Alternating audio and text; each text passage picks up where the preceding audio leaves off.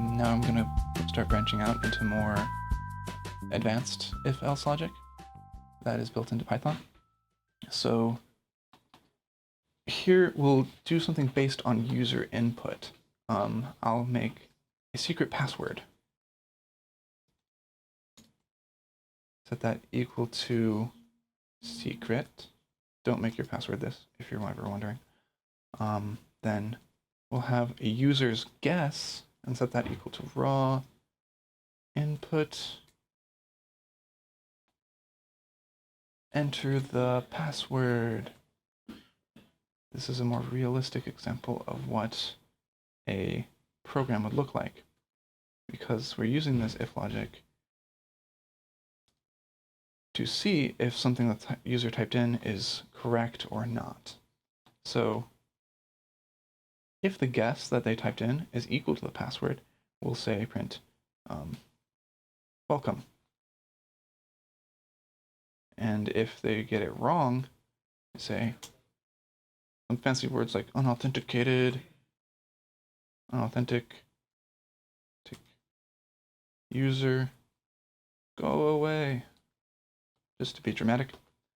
Okay, so just to prove to you that this works, we can run it and I'll say enter the password. And if I type something silly like 1234, also a really bad password, don't use that. It'll say unauthentic user, go away. If I run this again and type in secret,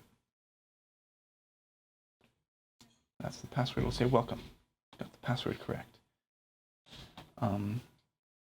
Now, let's see. We can do the same thing with numbers, and this will be a good way to show you another part of if-else logic that's built into Python. Instead of password, we'll have secret number. I'll call that secret num in my program. It's equal to 5.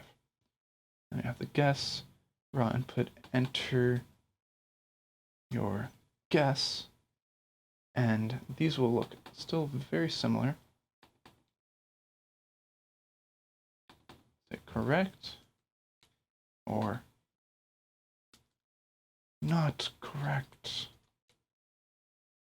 And one other step that we have to do before we check these between each other is we have to convert the string to an integer, because by default, whatever they type into raw input gets stored as a string. To do that, you just use the int function and wrap that around your whole raw input statement.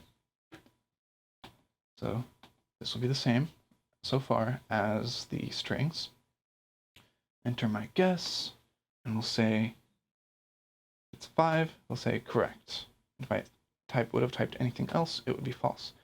But what if we wanted to say if the guess was too high or too low? With this little piece of code, doesn't give us enough options to do that. We can, in the first part, okay, we'll leave the first part the same, but if else, we don't know if it's higher or lower. And what we would want to do is